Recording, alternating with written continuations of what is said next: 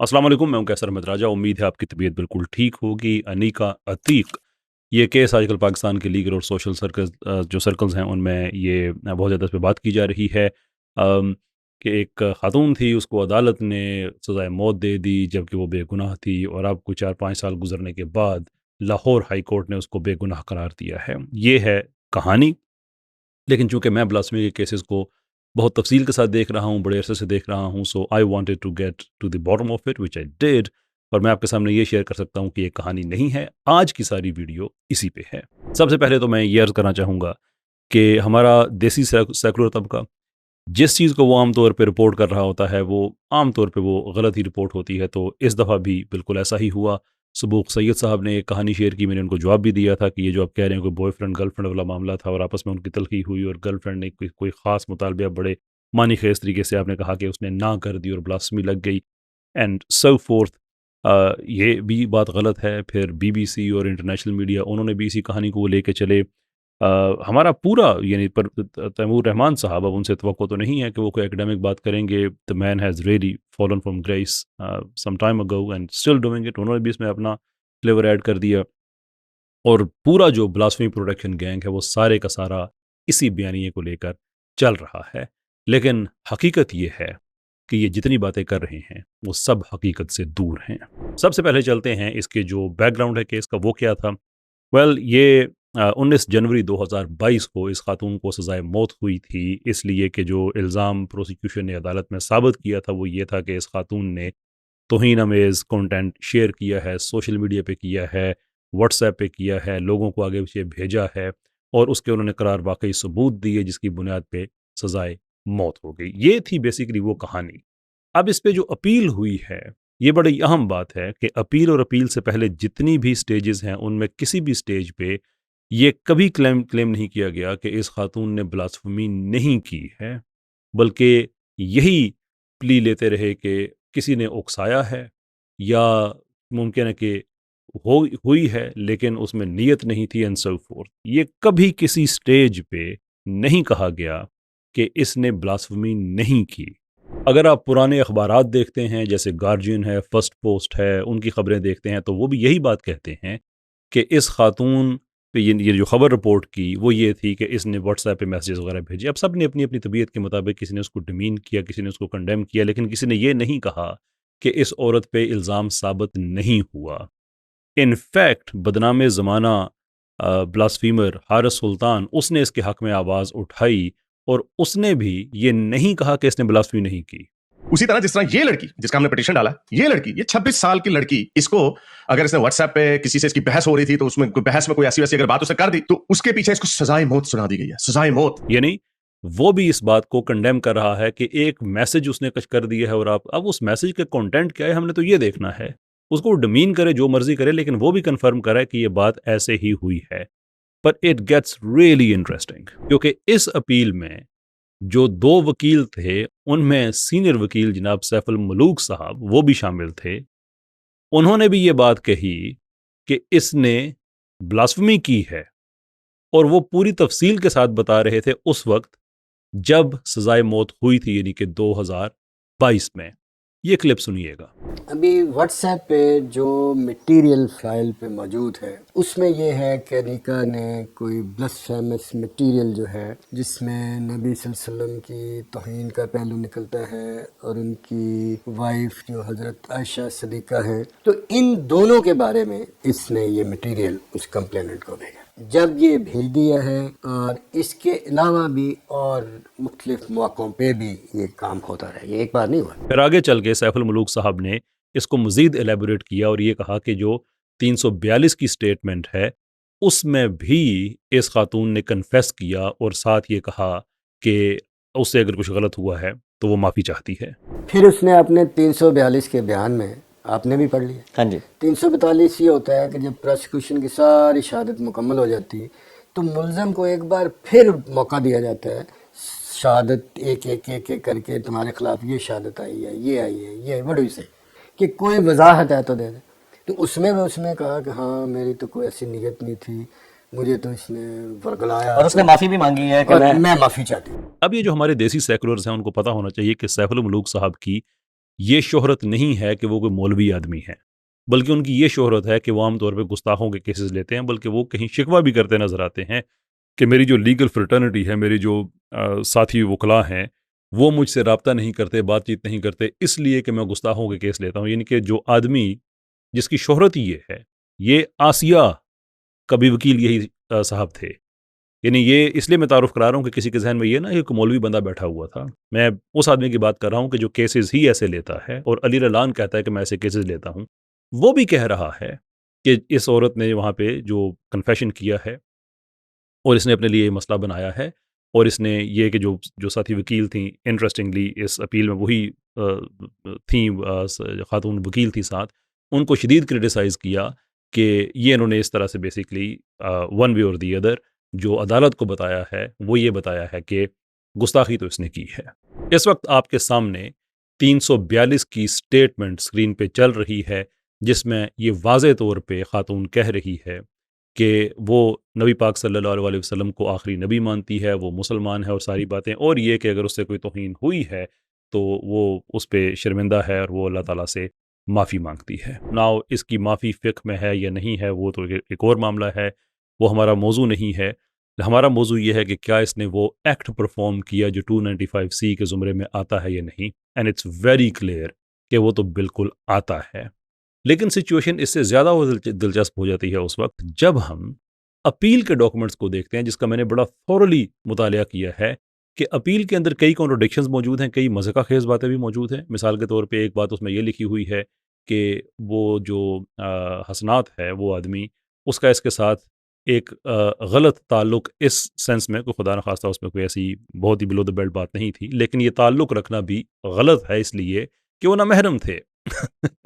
اس کا کیس سے کیا تعلق ہے؟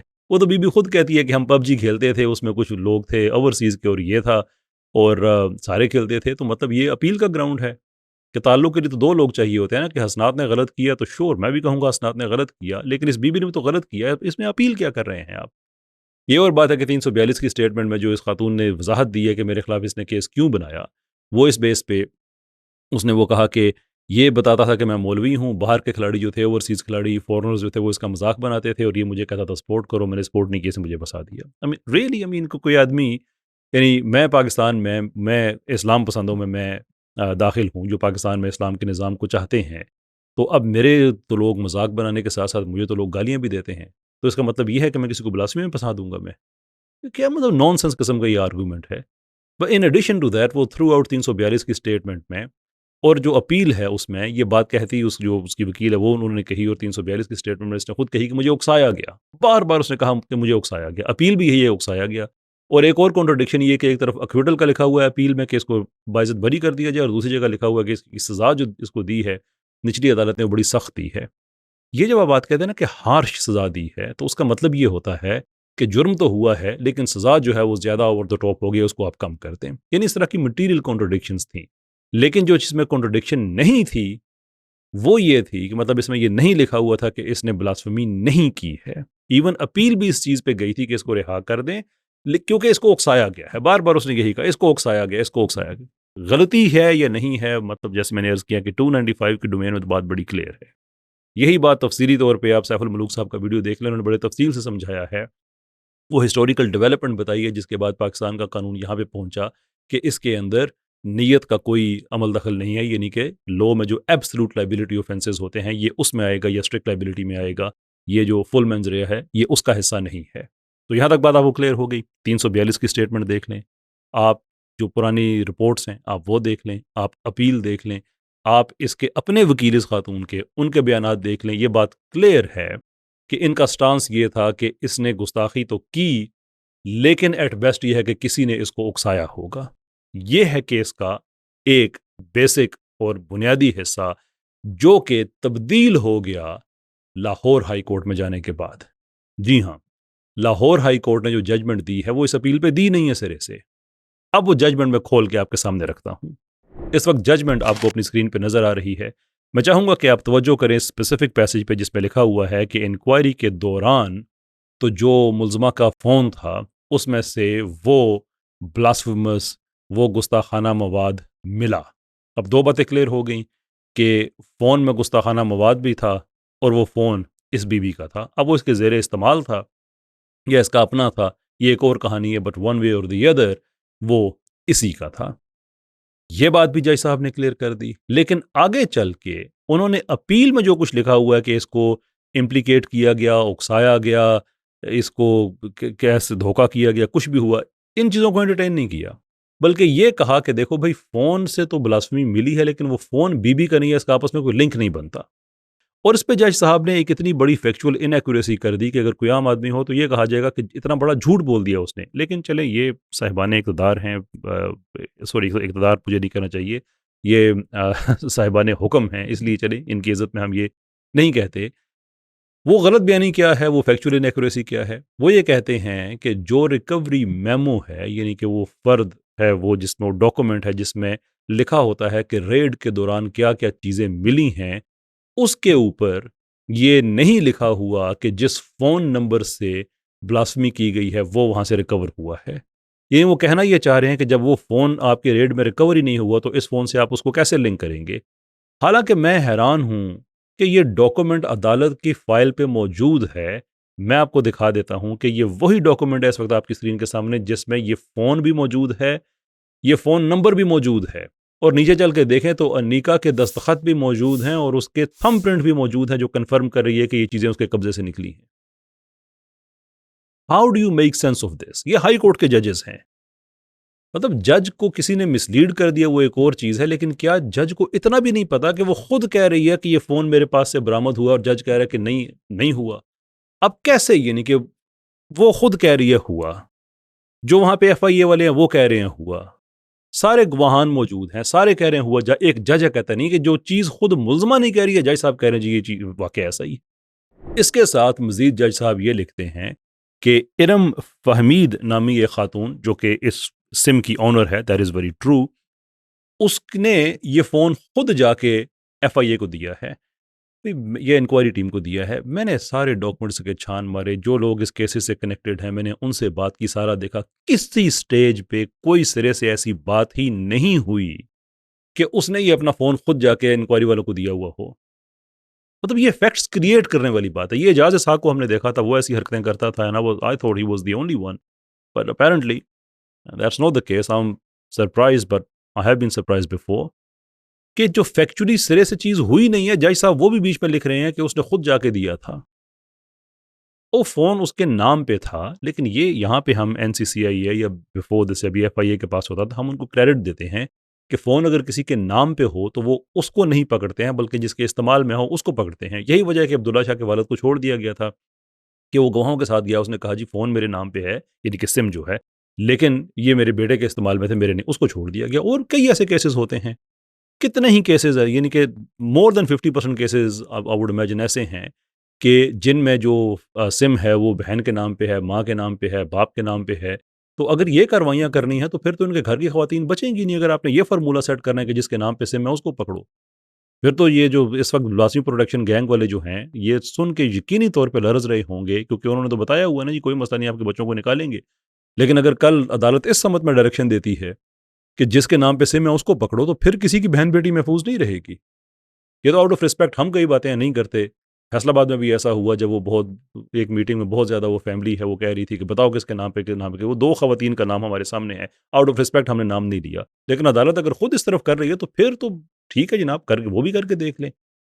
وہ قتل تو ہوگا انصاف کا کہ ایک وکٹم ہوگا کہ جس نے اس ٹرسٹ پہ سم دی ہوئی ہے کہ تم اس کو غلط استعمال نہیں کرو گے. کون ماں کون باپ ایسا بیوقوف ہوگا جو کہے گا کہ اس سم سے گستاخی کرو؟ دماغ خراب ہے اس کا, وہ مسلمان نہیں ہے کیا؟ اس کا بھی اتنا ہی ایمان ہے, اس کے دل میں بھی اتنی محبت ہے.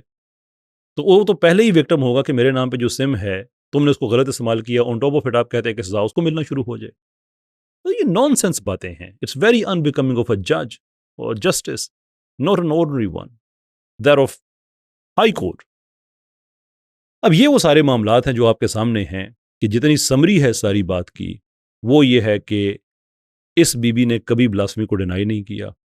یہ نمبر کے ساتھ لنک ڈھونڈ رہے ہیں. اس نے اپنی 342 کی سٹیٹمنٹ میں کہیں ڈینائی نہیں کیا کہ میرا اس سے رابطہ نہیں ہوا. اس نے یہ ضرور کہا کہ اس نے مجھ سے رابطہ کیا, میں اتنی زیادہ جو ہوں وہ اتنی ویل ورس نہیں تھی. اعتراض جو اس کا تھا جناب رسالت میں آپ صلی اللہ علیہ وسلم کے حوالے سے, حضرت عائشہ کے حوالے سے توہین آمیز اس نے خاکے بنائے ہوئے تھے. جو اس کے بعد پھر وہ اس کو لوگوں کو بھیجتی تھی، اپلوڈ کرتی تھی. اب جج کا یہ کہنا کہ لنک نہیں ہے. اب لنک کیسے اسٹیبلش ہوتا ہے؟ لنک اسٹیبلش ہوتا ہے نمبر 1 ایک کہ اس نے خود کنفیس کیا ہوا ہے کہ اس نے یہ باتیں کی ہیں. نمبر 2 اس نے یہ کہا ہوا ہے کہ میری ریلیجس انڈرسٹینڈنگ اتنی زیادہ نہیں تھی تو مجھے اس نے پھنسایا ہے، ان باتوں میں ڈریگ کیا ہے. نمبر 3 وہ فون جس سے یہ ساری بلاسفمی ہوئی ہے وہ اس نے خود سائن کیے ہوئے ہیں کہ ہاں میرے قبضے سے یہ برآمد ہوئے ہیں. نمبر 4 جو فورینزکس گئی ہیں، اب وہ فون کے ساری ٹائم ڈیٹ اسٹیمپ کے ساتھ وہ سارا اس میں لگا ہوا ہے کہ جس میں لکھا ہوا کہ اس نے کس نمبر پہ بلاسفمی اس نے بھیجی ہے. ان ایڈیشن ٹو دیٹ جو اور سوشل میڈیا لنکس ہیں جیسے یوٹیوب ہے یا فیس بک ہے، وہاں پہ بھی اس نے بلاسفمی کی ہوئی ہے. یہ سارے کا سارا فورینزکس میں موجود ہے. لنک کیسے اسٹیبلش نہیں ہوتا جج صاحب؟ I just don't understand. آپ نے تو اپیل کو بھی چھوڑ دیا کہ اپیل تو اس چیز پہ تھی کہ اس کو پھنسایا گیا ہے. آپ کہتے ہیں نہیں اس نے کیا ہی نہیں، لنک ہی اسٹیبلش نہیں ہوا. یہ اپیل بھی نہیں تھی، یہ کبھی کسی نے کہی بھی نہیں بات. یہ ہمارے ملک میں ہو رہا ہے. یہ ہے انصاف کا معیار. پھر کہتے ہیں کہ اس وقت پتہ نہیں ہم 130 میں 140 میں کتنے نمبر پہ ہیں کہ پاکستان کی جوڈیشری اتنی بری کیوں ہے. وہ اس لیے بری ہے کہ پتہ ہی نہیں چلتا یہ بلاسفمی والے کیسز میں کہ جج اور وکیل میں کیا فرق رہ گیا ہے. اعجاز اسحاق کی بھی یہ حرکتیں تھیں اور اب یہ جو ہم نے دیکھا ہے، اللہ کی پناہ مانگی جا سکتی ہے، لیکن یہ ہے وہ سچ جو آپ کے سامنے آیا ہے.